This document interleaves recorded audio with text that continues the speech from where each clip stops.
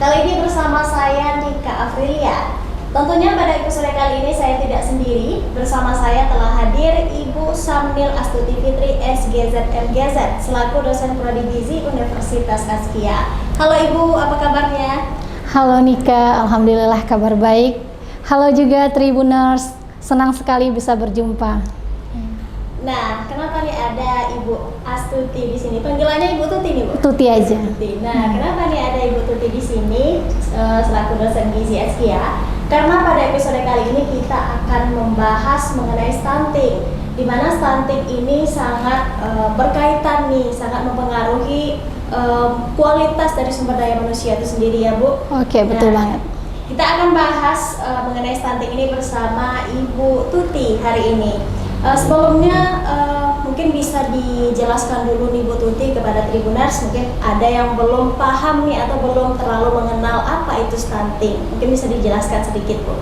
Oke, baik, terima kasih Nika. Oke, untuk Tribuners semuanya, apa sih itu stunting gitu loh, dan kenapa sih stunting ini menjadi hal yang penting gitu loh. Jadi stunting ini sebetulnya bahasa simpelnya pendek. Jadi di mana status gizi anak usia 0 sampai 59 bulan itu di bawah rata-rata status tinggi badan usianya. Misalnya nih, si A nih, anak nih pendek atau stunting. Lebih pendek dia dengan anak dibandingkan anak usianya. Itu sebenarnya stunting itu. Jadi stunting ini tidak terjadi dalam waktu singkat, tapi terjadi dalam waktu yang lama, bukan muluk-muluk kurang gizi sekarang nih stunting dia, bukan seperti itu ya. Jadi pemahaman untuk semuanya, stunting itu apa sih? Stunting itu bukan kurang gizi, stunting itu bahasa awamnya kita adalah pendek. Pendek. Oke. Kurus itu udah termasuk stunting, Bu? Jadi klasifikasi status gizi itu ada yang namanya berat badan berdasarkan umur. Jadi kalau yang stunting ini adalah tinggi badan berdasarkan umurnya. Jadi kalau berat badan berdasarkan umur itu yang namanya kurus. Kalau tinggi badan berdasarkan umurnya itu tadi yang pendek dan sangat pendek. Jadi yang kita sebut dengan stunting tadi. Stunting berarti pendek ya? Yang pendek. Oke. Kemudian untuk mengenali ini anak kena stunting ini bagaimana, Bu? Oke, untuk ukuran pastinya anak ini stunting harus diukur nih tinggi badan nih anak. Ukurannya bagaimana? Kalau untuk anak yang usia bayi ya dari 0 sampai 2 tahun itu harus diukur panjang badannya dengan telentang, ditidurkan. Itu namanya diukur panjang badannya dengan alat ukur panjang badan AUPB. Sementara untuk 2 tahun sampai 5 tahun itu diukur yang tinggi badan baru dengan berdiri anak, itu namanya mikrotois, pengukuran panjang badannya. Jadi anak harus diukur, hasil ukurnya di bawah -2 standar deviasi. Jadi standar untuk tinggi badan anak berdasarkan Kemenkes ataupun WHO yang telah ditetapkan. Jadi di bawah -2 standar deviasinya baru itu stunting. Jadi benar-benar harus diukur tinggi badannya. Jadi pengukuran tinggi badan ini juga penting loh Tribuners. Jangan sampai nih ngukur tinggi badan anak, asal ngukur. Nih berdiri dipojokin ke dinding, dibatasin diukur. Jadi pastikan dulu tumit sampai ke kepalanya itu lurus. Jadi jangan sampai terjadi nih, kalau sekarang kan pengukuran tinggi badan anak balita di posyandu ya. Jangan sampai nih pengukurannya salah. Jadi ahli gizi puskesmas harus dilatih yang namanya kadarnya. Betul nggak sih pengukuran tinggi badan yang dilaksanakan? Jadi bukan cuma asal ukur aja, cuma ditidurin terus diukur panjangnya, bukan kayak gitu. Bukan, aja. jadi memang ada aturannya juga ya, iya. mengukur itu. Oke. Untuk penanganan stunting ini sendiri bagaimana, Bu? Oke, sesuai dengan program pemerintah yang sekarang namanya Isi Piringku Kaya Protein Hewani. Jadi itu slogan kita sekarang ini untuk mengatasi stunting adalah isi piringku kini kaya protein hewani. Itu jadi asupan yang untuk mengatasi stunting, asupan utama itu harus protein. Tapi untuk mengatasi stunting ini kita harus dari hilir ke mudik, dari hulu ke hilir gitu maksudnya. Jadi apa persiapan sebelum menjadi ibu? Jadi untuk remaja putri, pemerintah sekarang sudah mengatasi yang namanya anemia dengan pemberian tablet tambah darah nih. Jadi untuk mencegah yang namanya remaja putri anemia, karena ini adalah calon ibu. Yang kedua, untuk ibu hamil. Ibu hamil sekarang sudah ada yang namanya pemberian makanan tambahan. Terus lagi untuk ibu menyusui. Jadi asupannya itu. Jadi yang namanya stunting itu bukan terjadi dalam satu waktu yang sebentar saja, tapi terjadi dalam long time. Khususnya pada 1000 hari pertama kehidupan. Itu dimulai dari janin sampai dengan dia usia 2 tahun. Ini yang namanya periode emas. Jadi ini yang harus kita awasi. Dia cukup enggak nutrisinya. Jadi sebagai wanita, saya sekarang karena juga nutrisionis, suami juga nutrisionis, sekarang juga punya anak yang balita. Jadi challenge juga buat saya. Sudah ngerti stunting secara teori, prakteknya ke diri sendiri bagaimana? Berarti ibu sekarang lagi mempraktekkan nih, mencoba apa yang udah didapat tentang stunting ini dicoba ke anak sendiri. Gitu iya, ya, jadi jangan sampai tuh nih ibu ahli gizi cuman ngomong koar-koar, tapi kenyataannya anaknya stunting. Jadi itu. Jadi untuk apa? Untuk mengatasi stunting itu sebetulnya yaitu kodratnya kita perempuan itu yang namanya menyusui itu adalah salah satu anugerah yang Tuhan berikan untuk kita. Jadi ASI penting. Jadi salah satu faktor anak itu stunting tidak ASI eksklusif. Jadi menyusui sampai anak usia 2 tahun itulah salah satu faktor terbaik untuk pencegahan stunting. Selain itu pemberian makanan tambahan yang namanya MPASI diberikan pada anak setelah usia 6 bulan. Jadi ini jangan lagi nih MPASI dini. Maksudnya nih belum anak 6 bulan udah dicekokin makan yang lain-lain. Jadi ini kan nih sekarang udah punya anak belum? Belum, Bu. OTW kalau udah nikah nanti Amin, udah. Wah, ya. Jadi juga sebuah pengetahuan nih ya, benar. untuk Edukasi ya untuk remaja ya, khususnya untuk generasi sekarang yang muda-muda nih. Ayo persiapkan diri kita menjadi seorang ibu dalam pencegahan stunting. Kalau misalnya remaja putri haid, anemia, minum yang namanya tablet tambah darah. Sudah menjadi ibu sekarang, ayo menyusui, ayo memberikan makanan MPASI terbaik untuk anak. Jadi memberikan MPASI nggak harus mahal. Jadi apa sih yang kita masak hari itu? Kita masaknya nih nasi, lauk, ikan balado, terus sayur bayam. Ya udah diberikan saja nasinya sama lauk ikannya sama sayur bayamnya dikasihkan ke anak kita, murah, nggak mahal. Jadi jangan sampai beli lipstik mampu tapi kasih telur ataupun ikan untuk anak nggak mampu. Jangan sampai seperti itu. Oke, bicara soal penanganan tadi, ini bagaimana program pemerintah selain yang Ibu sebutkan tadi? Oke, program pemerintah. Kita kembali lagi, faktor penyebab stunting itu sebenarnya adalah pola asuh. Kalau anak sudah ada ya, pola asuh makan nih, pola asuh makan sekarang pemerintah tuh sudah, nih keluarga nggak mampu nih, pemerintah sudah mengatasi stunting dengan pemberian program pemerintah dengan pemberian makanan tambahan, PMT namanya, sudah ada PMT. Lalu sanitasi, jadi faktor stunting itu adalah sanitasi. Pemerintah sudah mencukupi nih sanitasi lingkungan kita, sudah ada pembuangan sampah sudah bagus di Kota Padang, alhamdulillah ya sudah cukup banyak TPS. Jadi sanitasi, pola asuh makan, pola asuh lingkungan, pola asuh ini lagi pola asuh perawatan kita. Jadi kembali lagi nih kepada seorang ibu. Jadi untuk ibu-ibu di rumah, khususnya ibu-ibu muda, sekarang di puskesmas sudah ada yang namanya kelas ibu balita. Ayo ikuti di situ. Di situ diajarkan kita bagaimana menjadi seorang ibu dalam merawat balita. Sudah ada kelas ibu hamil. Bagi ibu-ibu hamil, coba ikuti itu. Datangi puskesmas. Jadi untuk mungkin yang sekarang ibu-ibu muda nggak perlu. Maksudnya sekarang zaman sudah canggih ya, sudah ada gadget. Jadi yang dibukanya sesuatu pengetahuan yang memiliki untung untuk kita. Kalaupun misalnya informasi itu kita tidak bisa menuju ke suatu tempat, misalnya ada kelas atau apa, kita bisa searching melalui handphone yang kita miliki, sehingga edukasi yang disampaikan juga sama pemerintah itu bisa nyampe sama kita juga ya, Bu ya. Iya. Oke. Nah, di sini bagaimana peran keluarga dalam memerangi stunting ini, Bu? Oke, peran keluarga itu sangat penting ya. Bagaimana sih stunting ini bisa diatasi? Faktor pertama keluarga. Itu kembali lagi kita pola asuh. Peran ayah itu sangat penting ya. Jadi jangan-jangan ayah nih sekarang mampu beli rokok, tapi istilah Pak Wakil Gubernur dulu, ayah mampu beli rokok tapi nggak mampu beli telur untuk anaknya. Jadi kekurangan asupan protein. Jadi anak yang namanya stunting itu kita kembali lagi pendek, berarti kan pertumbuhan dari tulangnya. Jadi kan butuh protein itu sebagai asupannya. Jadi itu si ayah mampu beli rokok tapi nggak mampu beli telur yang murah untuk anaknya. Itu pertama faktor keluarga. Jadi peran ayah sangat dibutuhkan. Yang kedua, ayo datang ke posyandu, ukur tinggi badan anak kita. Jadi itu gunanya si ayah ataupun ibu, keluarga terdekat dari anak harus mensupport, khususnya ibu ya, untuk datang ke posyandu dalam pengukuran status gizi anak.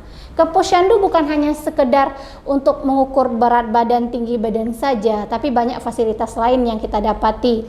Kita bisa yang namanya di sana ada pemberian makanan tambahan, ada yang juga namanya konseling, nanti ada bidan di sana. Misalnya nih, si anak nih punya masalah nih kesehatan, ada konseling dari bidan di sana. Terus yang di sana juga ada yang namanya pemberian imunisasi. Itu sangat penting dalam faktor pencegahan infeksi pada anak.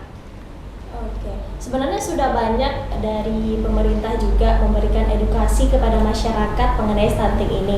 Cuman mungkin terkendala kenapa ini edukasi nggak nyampai ke orang tua, mungkin terkendala di sana. Nah, untuk itu dari ibu sendiri atau mungkin dari pemerintah ada nggak mengkaji hal ini gitu? Bagaimana bisa edukasi itu tidak sampai atau mungkin tidak diterapkan oleh orang tua itu? Oke, itu kembali lagi ya kepada diri kita sendiri ya.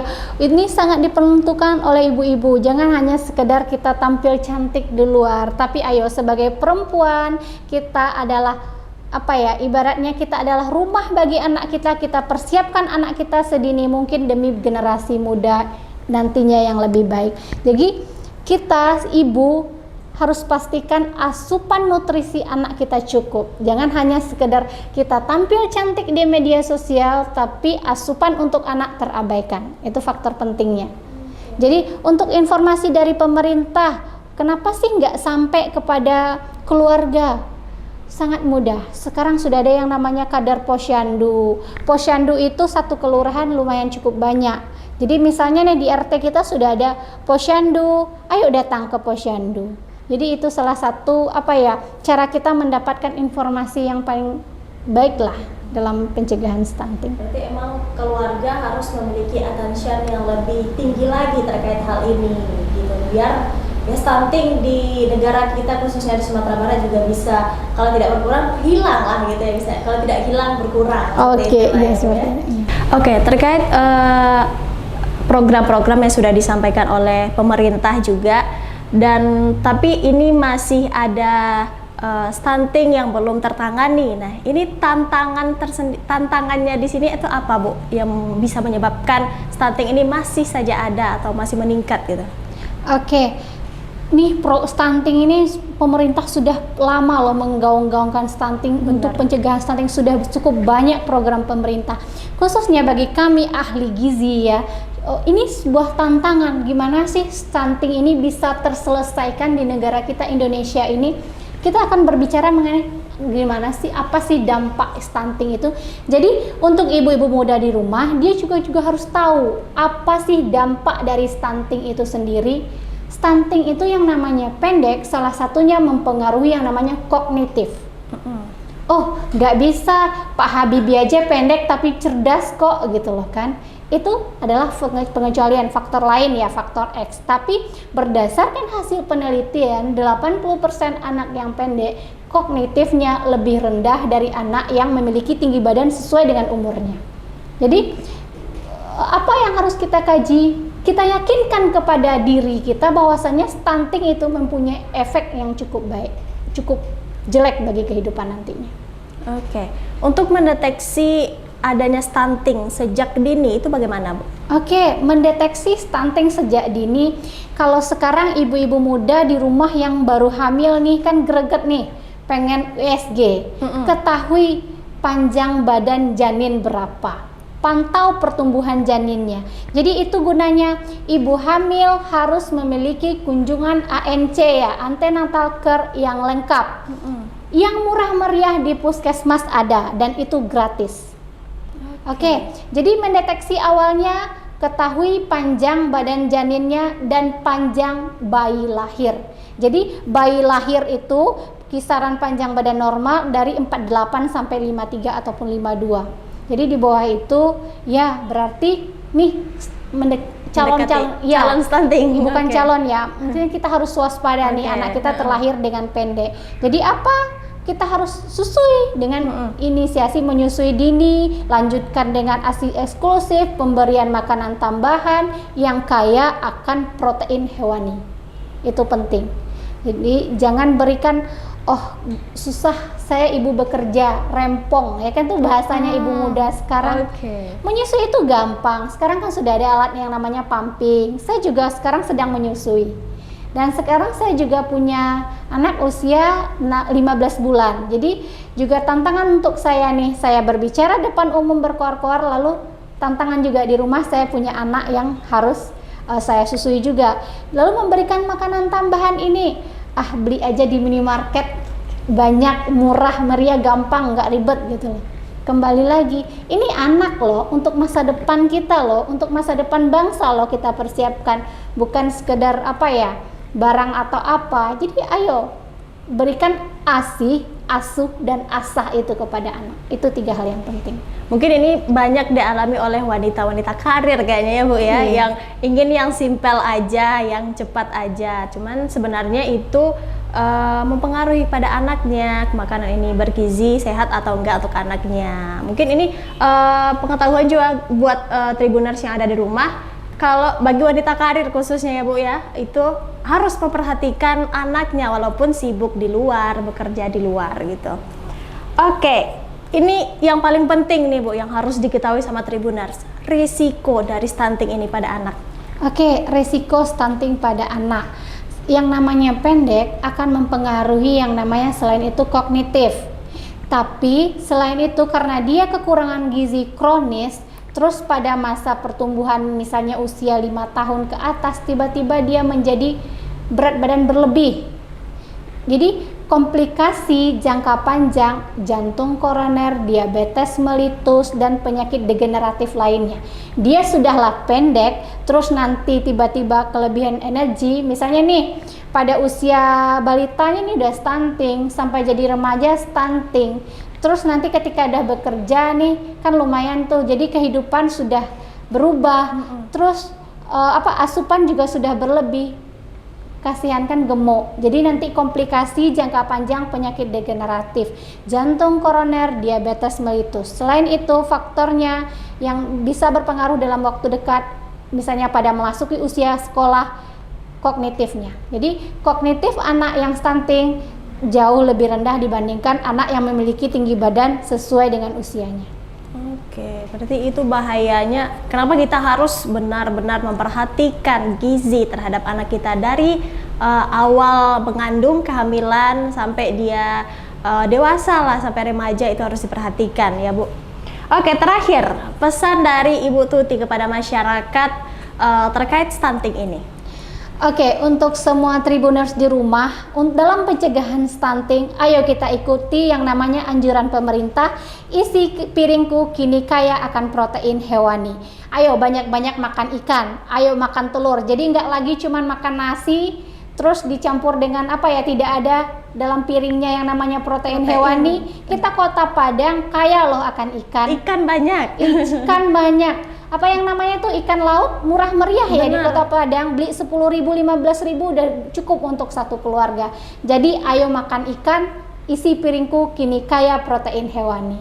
Oke, pagi-pagi bisa tuh ibu-ibu jalan ke Taplau ngeliat orang yang baru panen itu ya Bu, ngambil jalannya itu. Iya. Bisa tuh beli ya. Bisa tuh murah meriah. Jadi Kota Padang nih sungguh akan kaya akan protein hewani. Jadi jangan, nggak ada lagi nih pemberian makanan pada anak, nggak ada ikan, nggak ada protein hewaninya. Jangan sampai beli lipstik untuk ibu-ibu mampu tapi beli makanan untuk anak enggak mampu. Oke, itu sangat sayang sekali ya. Sangat sayang seperti sekali. itu. Oke, Ibu Tuti, terima kasih telah hadir di Tribun Padang dan berbagi mengenai stunting ini bersama kita, dan semoga ini juga menjadi edukasi juga bagi Tribuners yang ada di rumah dan bisa diterapkan dalam kehidupannya. Sampai jumpa di lain waktu, Ibu. Semoga Oke, kita terima bisa kasih, ngobrol Nika. lagi di sini mengenai informasi-informasi menarik lainnya. Nah, Tribuners, itu dia episode kali ini tentang stunting bersama Ibu Tuti. Saya Dika Frilia undur diri. Wassalamualaikum warahmatullahi wabarakatuh.